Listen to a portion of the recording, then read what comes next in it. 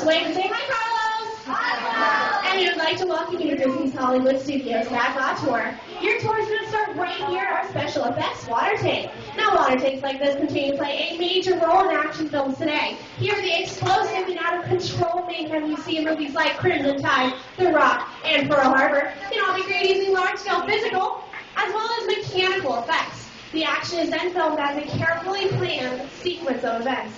And today you guys are in luck because we're going to be shooting our very own action film that's called Harbor Attack, using many of the same effects used by directors like Michael Bay. In fact, if you turn your attention to those overhead monitors, here's Michael to set that scene for us. In this scene, the patrol is on a surveillance mission.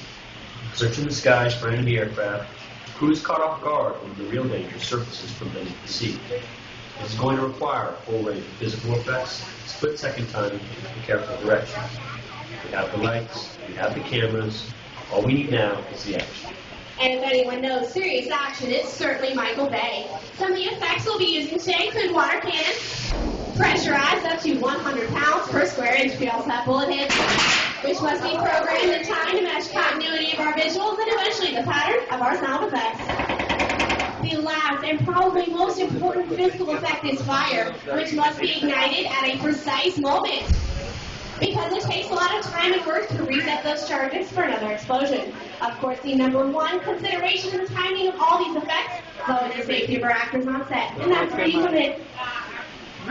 Everybody wave and say, hi, Steve! Hi, Steve! Now, you've been cast on a cannon on our very own PG boat, and your scene takes place all the way down there below the water line in the engine room. But don't worry, we're not going to make you go swim down there, because we built one above water for you, so you follow Carlos. He's going to get you all set up. Now, we're going to be filming two different scenes today, but not in the order they appear in the script. Most movies today are shot out of sequence, which means the actors must react to certain scenes that have not even been filmed yet. It's the director's job to make sure they have all the motivation they need for any particular scene. Okay, Steve, here's the setup. When I call for action, that phone next to you is going to ring just before 800 gallons of water dump out of those tanks. Fly down that chute and slam it to you like a freight train. Are you feeling motivated? Hold on. Good. Because it's actually 1,000 gallons of water, but there's a fine line between motivation and fear. Okay, places, and action. Pick up that phone, look to your right, and talk to your captain. Let him know what's going on.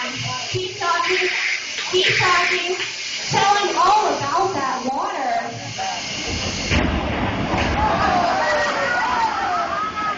And cut. That's why they call it a visual effect. Let's give Steve a big round of applause. He did a great job.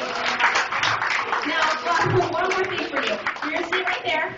I want you to stare dramatically out to the audience. And I want you to act dry. Act dry, yeah.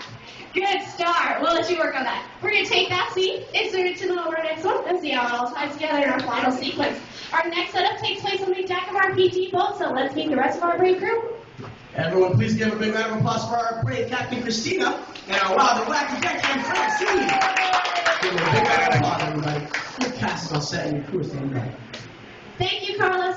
Okay, places, everybody. Roll playback. Remember, crew, you're on a surveillance mission. And action. Captain, pick up those binoculars, start searching those skies for those enemy fighters. Deck her up on to see that boat spotless. Captain, what's that coming in from the top? Crew, you're stuck, you're scared, you're running around in circles because that plane is coming in from another round. Captain, you better grab hold of that wheel and steer that PT boat out there. It's too late, that plane just shot out your engine. Captain, pick up your phone and tell your mechanic all about it. Deck crew, what's that off the right side of the boat? Wait, get your captain's attention because it looks like an enemy torpedo. Now you think it's all over and you start to relax. But then you hear more planes approaching. You point to the sky. It's enemy bombers coming in fast at 12 o'clock. Bombs away. Everybody in the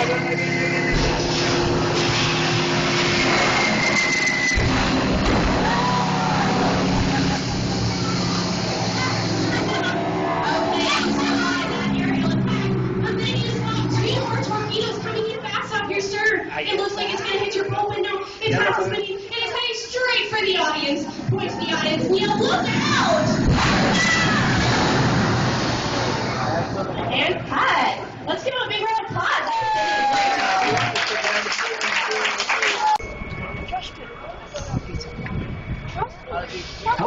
everyone. My name's Don, and welcome aboard. We're heading into the backlot of Disney's Hollywood Studios. This production area was built in 1988 as a Florida counterpart to the Walt Disney Studios in Burbank, California. We included sound stages, recording studios, high-tech editing rooms, all the tools needed to create movies, TV shows, and radio broadcasts. We've even got our very own water tower, too. It's up ahead on the left side of our shuttle. We call it the Earful Tower. It's inspired by the water tower Walt Disney had built for his Burbank studio in 1939.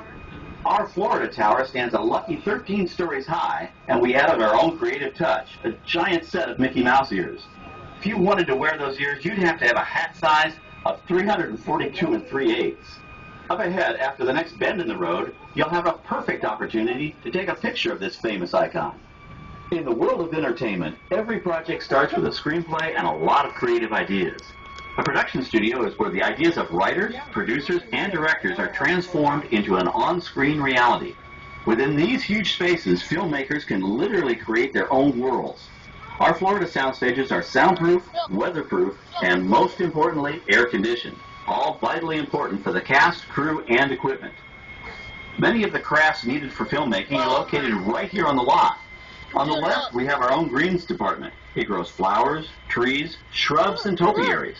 A few well-placed plants can cover up empty spots in the set and add a touch of natural beauty to a scene.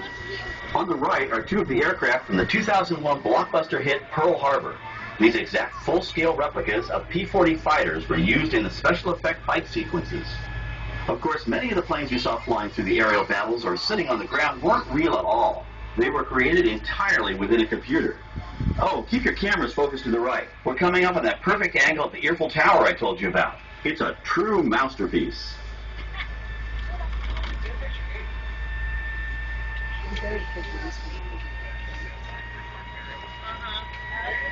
We're entering one of our most glamorous and colorful departments, creative costuming.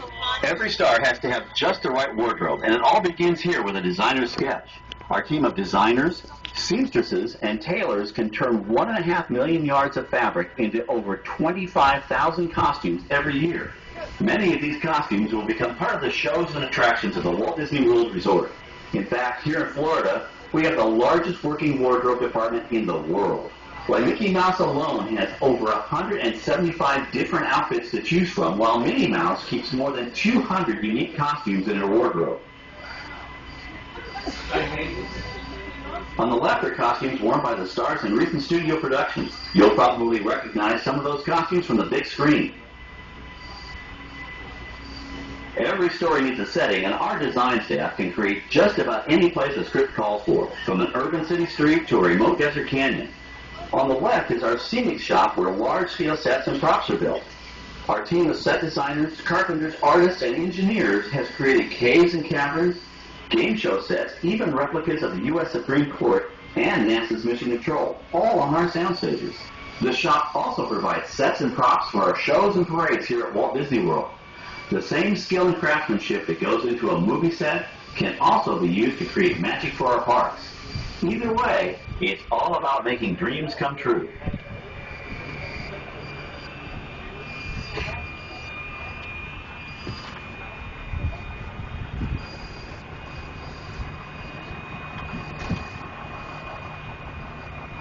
Now we're entering a zone we call the Boneyard. It's an outdoor storage area for oversized props and vehicles. Cars, trucks, boats, planes, we often save these props in case we need them for future productions. In this backlot collection, you may find real working vehicles, non-working mock-ups, and even large-scale miniatures used in special effects shots. Large-scale models create a more convincing illusion on camera. We even place small cutout passengers in the windows of the plane.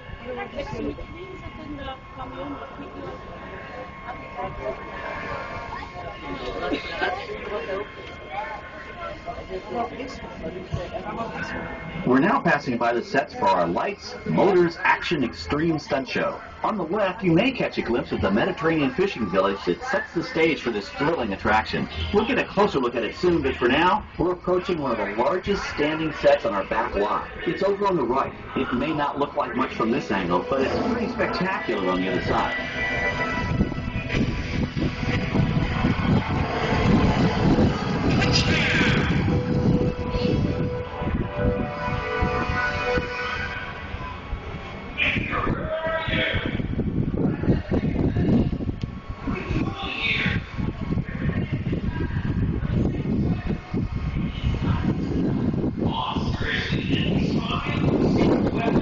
This is great, folks. The production crew has just given us clearance to enter the set. Hello, Backlot Tour. I'm Amy, the production coordinator here at the studios.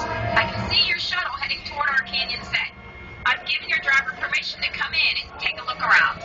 I'm up here with our effects crew, and we're getting ready to shoot a test sequence. Oh, on the way in, you're going to be crossing a wooden bridge, and things may get a little bumpy, so please, hold on to your belongings, especially hats, cameras, and glasses, and keep an eye on any small children in the party. And of course, please remain seated at all times. Welcome to the set. As you can see, we brought the bare, dry deserts of Southern California to green, typically humid Central Florida. This set is based on real locations that our production designer took pictures of. Our set crew spent about 6 months building the canyon, but we've used it for a number of TV shows and specials over the years. For our upcoming production, the script called for a tanker truck. We found this one in our boneyard, but it was too big to drive into place. So we picked it up on a crane and set it down here. We're up on the overhead platforms, and I see our director has arrived.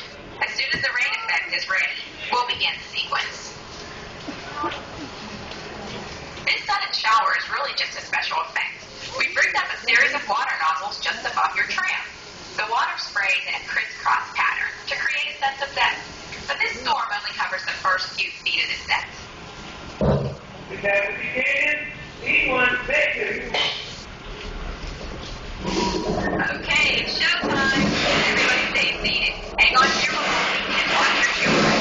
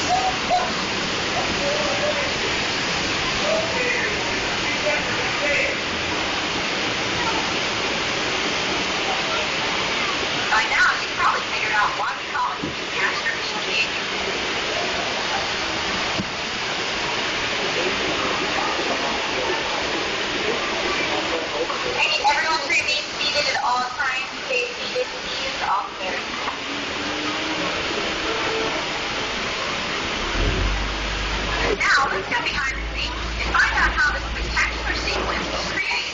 The canyon itself was designed. A steel structure covered with wire mesh and layers of concrete, sculpted and painted to look like natural rock formations. Narrow yellow pipes carried propane gas, fueling explosions and fire effects. For the flash flood, we used 100% real water, about 70,000 gallons of it, dumped from overhead tanks. Oh, but don't worry, we recycle. All of that water will be pumped right back up to the top for the next take. We shoot some of the water through air cannons for an extra dynamic effect. Those air cannons are powerful enough to shoot a basketball over the top of a skyscraper the size of the Empire State Building. To top it off, our shuttle was sitting on hydraulic shaker tables. They provided the shaking, rattling, and rolling sensations for the scene. The entire sequence can be reset in 3.5 minutes. That's just enough time to bring in the next shuttle. Well, I've got to get ready for our next take. Thank you all for being part of the action. Hey, I'm needed back on the set, so enjoy the rest of your tour. Okay, well, thanks, Amy, for giving us access to the set.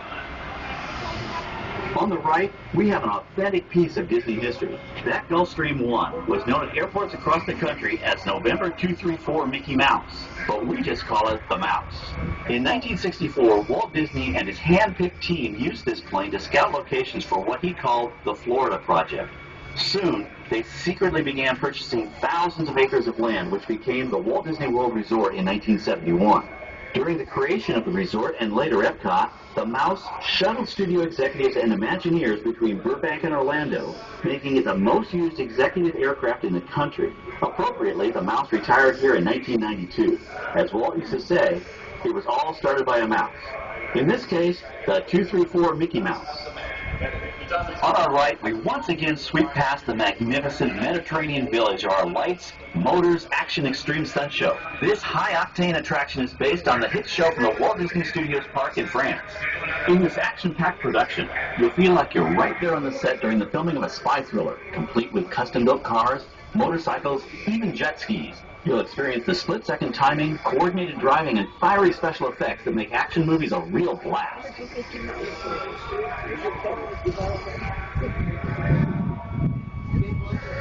The staging area to our right is known as Acceleration Alley. Here, the custom-built stunt show vehicles rev their engines up to 70 miles an hour before making their high-speed entrances onto the stage for our Lights, Motors, Action Extreme Stunt Show. Of course, these are professional stunt drivers. We hope you'll enjoy their daring driving skills, but please, don't try them yourself.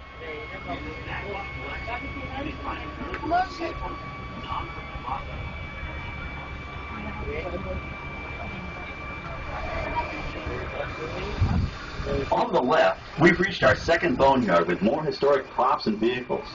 When we reuse older props in a new production, they're often refitted with custom parts and given a whole new color scheme. You might not even recognize them the next time you see them on screen. For instance, coming up is our friend Herbie the Love Bug. He went through a special demolition derby makeover. Those dents and dings were added on purpose, but he can be polished up as good as new for his next starring role. Starship!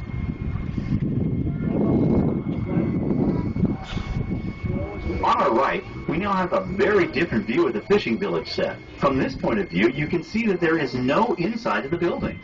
They are just false fronts or facades. In the movie business, set builders only create what the camera has to see. It's an old movie trick dating all the way back to the silent era. To add to the sense of realism and avoid the cost of set building, many of today's television shows and movies film on location in cities and towns across the U.S. But out in the real world, you've got to contend with noise, traffic, crowds, and various visual elements that may or may not belong in your film. Here on the Backlot, we can avoid these problems because we created our very own flexible urban environment. Our Streets of America facades can stand in for a small town or a giant metropolis. As we come around the last corner on our route, you'll see the skyline of New York City in the distance. It's really a series of painted flats, expertly designed to fool the eye and the camera. We can dress and decorate these streets to look like any city we want, from Chicago to San Francisco. Depending on the choice of vehicles, props, and costumes, we can even turn back the clock and set our story in a different time. And what's more, these sets are built with Florida weather in mind. They're made to withstand 100-mile-an-hour winds. You're welcome to visit our Streets of America anytime during your visit today and get an up-close look at the skills of our set designers and builders. We've just about reached the end of our tour. Our final stop is the American Film Institute Showcase, where you can see the actual costumes and movie props used in some of Hollywood's most famous films. There are some pretty amazing items in there, so feel free to take all the time you like. Please stay seated until our tram comes to a complete stop and check around you for any personal items that may have fallen during our trip. Well, as they say in Hollywood, that's a wrap. Thanks for joining our Backlot tour, and we hope you'll come back to visit us again soon. Welcome back. We need